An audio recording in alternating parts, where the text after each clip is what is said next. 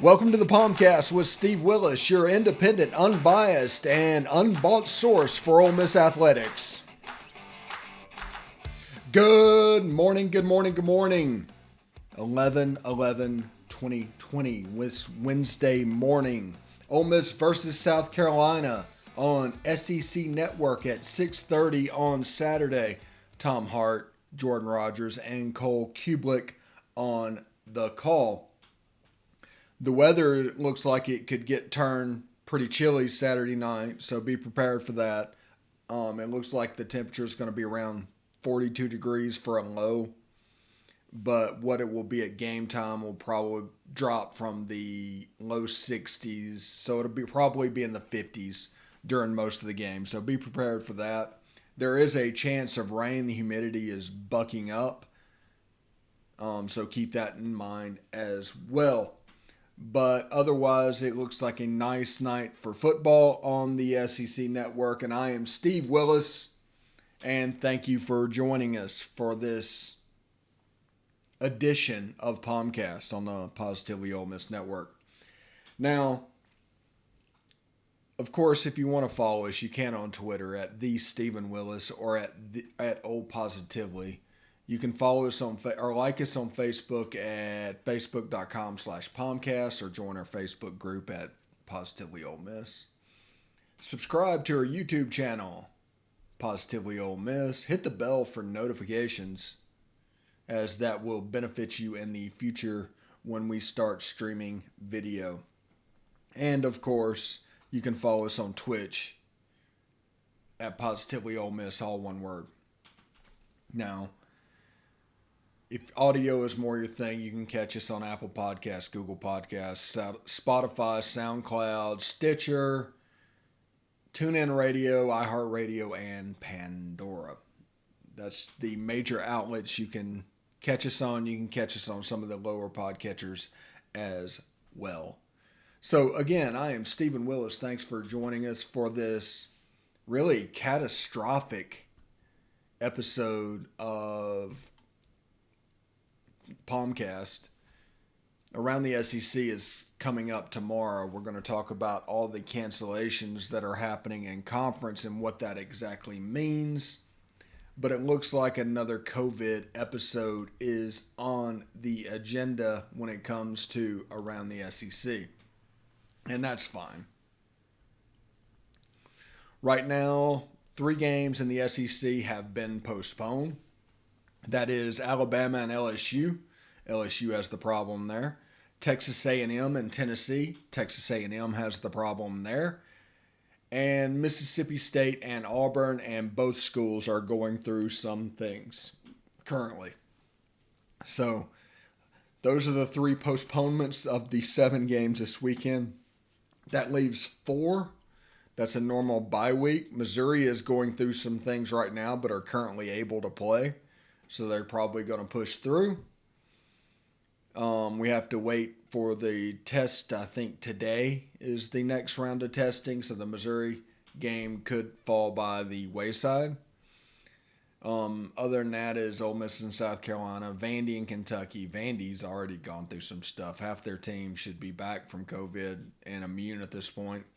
And Arkansas and Florida. And Arkansas will be without their head coach because of, that's right, COVID. So this is going to be a week dominated by COVID.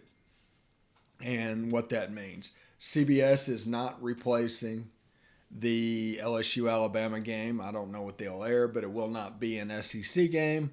So Ole Miss is locked in to the SEC Network with Tom Hart, Jordan Rogers, and Cole Kublik. And, that's kind of where you want it to be. Line is currently set at Ole Miss, favored by 11, and the over-under is at 70 points. So they're projecting somewhere in the 41 to 31 or 41 to 28 range, somewhere in there. That's what they're projecting as the score. That's the over-under and the line. But this could be an interesting game, as Will Muschamp does a very good job defensively. But there are avenues that we can take advantage of. The best player on the team for South Carolina is probably J.C. Horn. You'll know that name because his brother was committed to Ole Miss almost through signing day, I think. And I don't know exactly where he went, but he was committed for a while. And I figure J.C. Horn is going to try and match up with Elijah Moore, which could open up Kenny Yeboah. As the point of this offense, the focal point of the passing game is the two players in the slot, the tight end and the slot receiver. Those two are going to be the first two options, no matter what the other team is doing. If somehow they manage to take those away, they will move outside. And you're going to have outside options on each route, but it's going to be mainly those inside guys. Now, you can change the coverage by throwing hitches and, really quick game stuff. But to the outside, but all that's going to do is open up a double move later. Now, they will use the outside receivers in double moves. They will use them to try and take care of aggressiveness of the defensive back. And you will see that with hopefully 3 or 4 deep shots during the game. So that's just a heads up of what they want to do in the pass game. Now, there's a chance South Carolina is going to rush 3 and drop 8 and try that and keep their eye on the quarterback the whole time, and then the running game is going to open up. Then the running game is going to be right there. If not, it's going to, if they try to disguise it and come up to the line of scrimmage and go out, well, the defender's back's going to be turned whenever we're running an RPO slant to Elijah Moore or Kenny Yeboah. The best case scenario for that defense is being in your position already. But the worst case for that defense is you identify what you're in almost immediately. There's no disguise. So Matt Corral needs to protect the ball. We don't need an Arkansas redo. Needs to protect the ball. And Ole Miss should be fine. With that offense, South Carolina does not have the offense to score with them. All right, break 1. Stick around for more great Ole Miss content. All right, take care.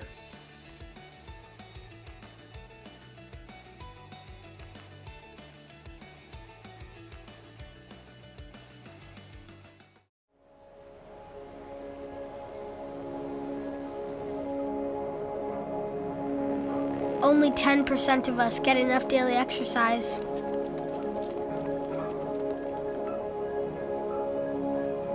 And that number is dropping.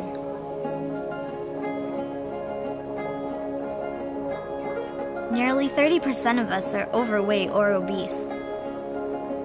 We spend 6 hours a day in front of a screen. As a result, we now have a shorter life expectancy than our parents. But give us the right start in sports, and we'll never stop. Learn how at active4life.ca. Hey, this is Stephen Willis from Positively Ole Miss. We're almost done with this break. We'll be back with good information quite soon. The military has been in every generation of my family, and so has VA. It wasn't easy for my dad after Vietnam, but VA helped him and my mom get the home they'd always wanted. My grandpa's been coming to VA since World War II. They even helped him lay to rest one of his battle buddies from Normandy. And me, I followed in their footsteps and served with pride. And now that I'm out of the military, the GI Bill's helping me with school. Every generation of my family has served, and VA has served us all. Welcome back, POMcast. Steve Willis, right here on the Positively Ole Miss Network. As you can tell by that commercial break, this being Veterans Day is very important to me. take care of your veterans, be with those that need help, and do what you can to make their life a little bit better, because they volunteered to give everything for you so you can go run around and watch football and talk crazy nonsense. They're doing the hard work so you can do that. And just full disclosure, I was in the U.S. Navy for 5 years from 1999 to 2004. So that'll let you know how this, why I kind of am the way I am. But I am very much pro-veteran. And, despite what you think, they're not losers and they're not suckers. And that is upsetting. And that thought is upsetting. But you just can't think that way. You can't be that way. Thank goodness Joe Biden will be president in the office, sworn in 2 months. Anyway, Ole Miss in South Carolina Saturday at 6:30 p.m. on the SEC network. Players to look for in that game: Matt Corral's thrown for 1,846 yards and 18 touchdowns. He's thrown 9 interceptions, but 6 of them were in one game. Other than that one game, he's like 16-3, so that's pretty good. He's completed 134 out of 187 attempts. So, I mean, that's what you're looking at. And about half of the completions, although he did a better job of this last week. So this is not me slamming this stat. This is not me slamming that. Elijah Moore has 61 catches for 829 yards and 6 touchdowns. And, you've got to have options beside him, or else they will put 2 and 3 players on him because they know you're locked in. So we did a better job of it last week. We'll have to see how well of a job we'll do this week. And in the running game, Kevin Harris from South Carolina is the leader. 106 carries, 574 yards. Jerry and Ely at 100 carries, 524 yards and 6 touchdowns. So that's the difference. Shi Smith is like a budget version of Elijah Moore. 43 catches for South Carolina, 479 and 3 touchdowns. He is explosive, and he is somebody you need to watch out for. If you look at the quarterback position, Colin Hill is in danger of losing his spot. He's only thrown for 1,100 yards, 5 touchdowns, 5 interceptions. So it's setting up to be one of those games where South Carolina, due to not having an offense, that's where the gap is between any unit, between the offenses. I just don't see them being able to score enough points to keep up, despite Ole Miss's defense, who has played actually better. They got shredded in their first 3 games by Florida, Alabama, and then Kentucky just ran all over them. But once continuity hit, it's kind of settled down a little bit on that side of the ball. But, I mean, those 3 games, giving up over 700 yards to Alabama, that's going to affect your stat line. But they've played better the last few games against Auburn, against Arkansas, and against Vandy. So it's a unit that is like, it's actually very bend but don't break, and it's designed for turnovers. So just a heads up there. They're trying to take possessions away from the other team so your offense can work. Does that make sense? The offense, let's say the offense has 14 possessions and scores 7 touchdowns. That's roughly 49 points. That's not counting the other any field goals, any punts. Let's just say they score 7 touchdowns. You need a defense that can take those possessions away, and preferably quickly, because that's going to increase your offensive possession number. So in this situation, let's say they get 3 turnovers. Then you have to force 4 punts, and the other team cannot catch you. That's the genesis behind this defense and behind the idea. This defense isn't designed to be like Kirby. This defense is designed for turnovers. Turnovers. Wow, I can't say that word. Turnovers. Anyway. But that's what this is. And that's the reason Vandy can have 300 yards passing and it just feels like they're just meh. But they really got going a little bit. They had a lull in the second quarter. But they really got going. And next thing you know, Vandy was down at halftime. What was it, 33-14? The game was over. Vandy knew the game was over. And that's the point of this team, of this scheme. It's so quick, so fast that you can blink and you're down by 3 scores. And you're not sure how you got there, but you know it happened. So now all of a sudden, you have to win the rest of the game by 22 points to win it. The odds aren't good. Now, I realize whenever I say you're up by 21 points in the first quarter, everybody has flashbacks to Alabama. 89 in Jackson, where the Rebs jumped up to a 21-0 lead, and Alabama just rolled to a 62-27 win. But that's not what I'm talking about necessarily. That was a real quick good fortune followed by Alabama getting a groove and figured out. That game was more Steve Spurrier than any other before Spurrier came into the conference. So Gary Hollingsworth that day, he had a day. I don't know why I'm talking about the 1989 Ole Miss Alabama game, but I am. But the way this worked, let's see, I was at a soccer tournament in Pearl. And go back there, and every now and then I'd stop and ask my mom, coming back to score the game. It's like, Ole Miss is up 7-0. Ole Miss is up 14-0. Ole Miss is up 21-0. It's like, wow, this is fantastic. And then the update stopped.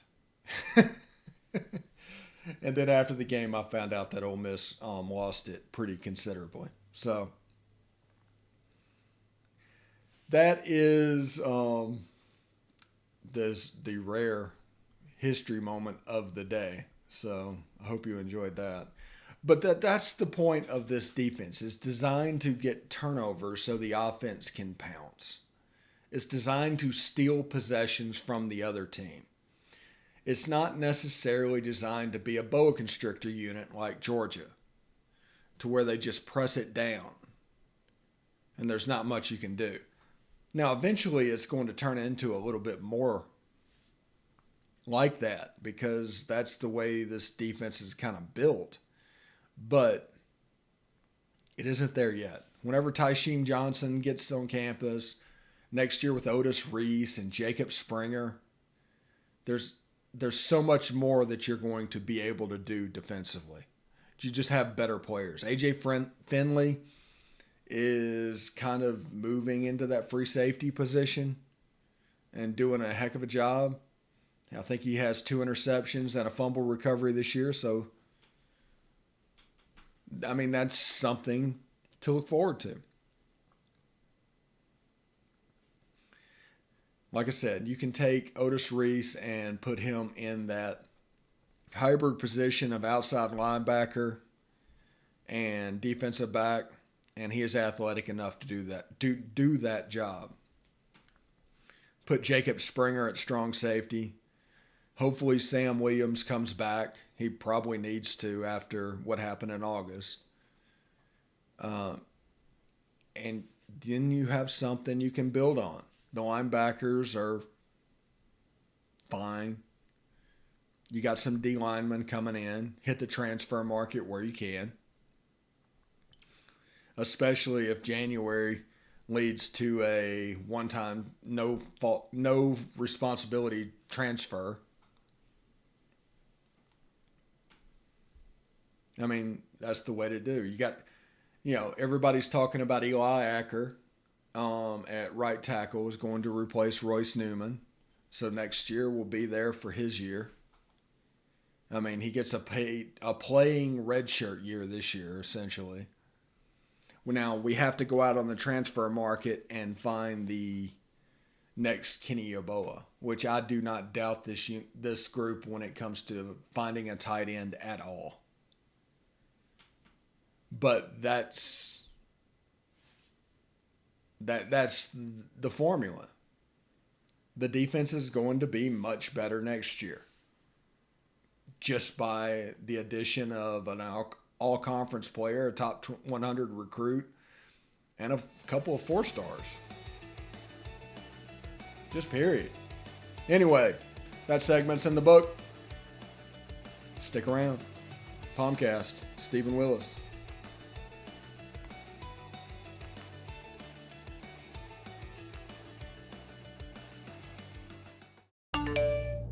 You want to answer that, don't you?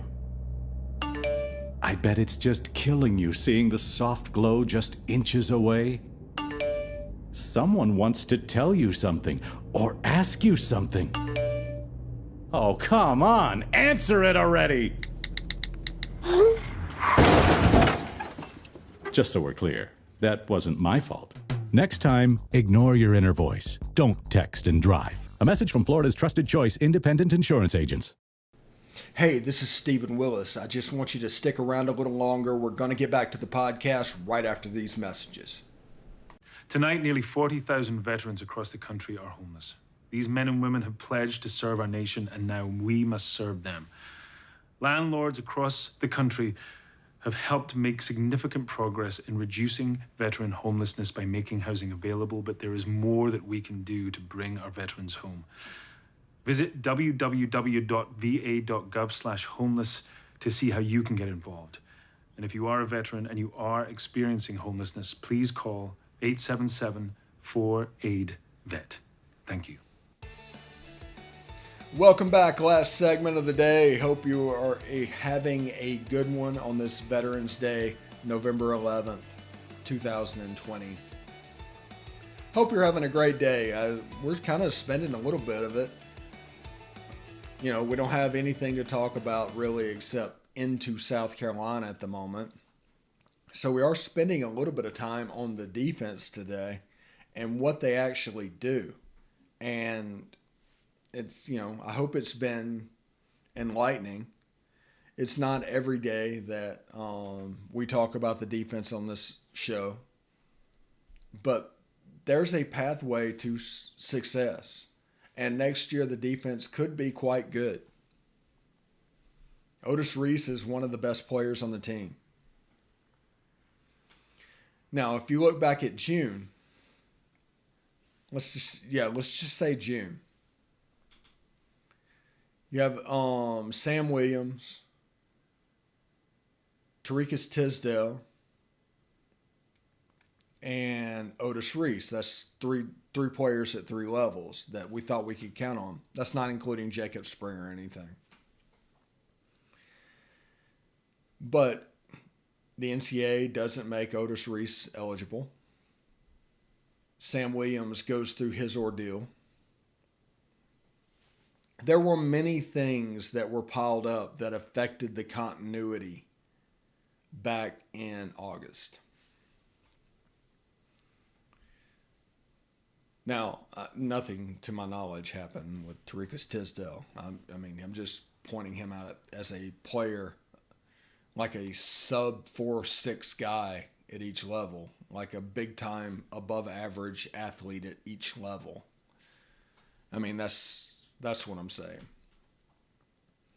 But the ingredients were in place for them to struggle defensively because of that continuity. And just like I told you before the season started, once we hit week 5 or week 6, the continuity is going to kick in and it'll start to look more normal. And that's the truth. Don't let anybody tell you different. With that continuity and those lost reps and the 40 hours of lost video and all those things started to catch up and even out, and personnel decisions were involved getting people in the right places, that this would start to look normal. And it has. And especially Ole Miss defensively. The first 3 games were a mess. The last 3 games have been okay. They've been fine. They've been what they're supposed to be. You don't hear about a worst defense in the history of college football made by people that are just taking a data point and stretching it out to infinity. I can't stand that. I mean, that's just terrible. Just take a data point and just stretch that out to infinity. Ole Miss lost this game. Ole Miss will never win another game. Or we went 12-0 this season, so we should go 12-0 every season. I can't stand that. It's the new transitive property of media. And what's happened is, since media went from reporting and which is just telling the facts, to an opinion organization, which is required through podcasts and things like that, where they're giving their opinion, they don't know what they're talking about. So they try to find ways to sound like they know what they're talking about. And one way is that data point stretch out to infinity game of just doing W's and L's throughout the remainder of the season. Folks, every game is a self-contained thing. You cannot predict next week based off this week, and you can't predict 2 weeks from now based off next week. You just can't do it.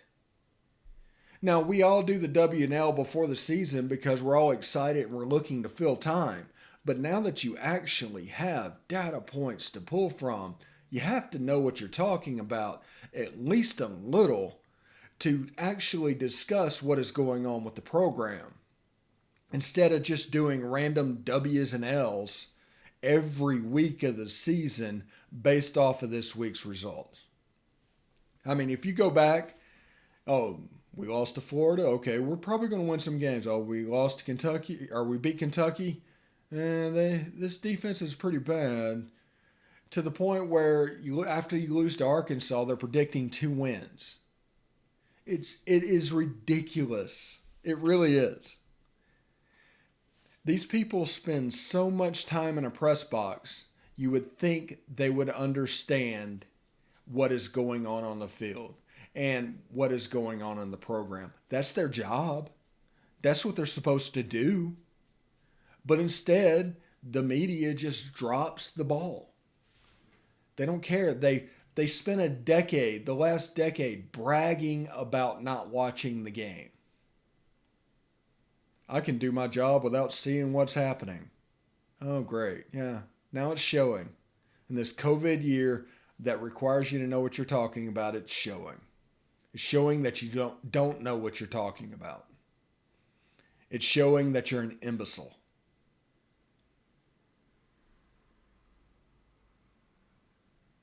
So that's just a little bit of a heads up. Yeah, you got to understand this. This whole not wanting to do your job and wanting to do something else and feigning not interested in what you're doing, it's why they don't know what they're talking about. Because they've intentionally spent time trying not to learn what they're talking about. Anyway, Thank you for listening. Stephen Willis, POMcast, Positively Ole Miss. I'll see you tomorrow.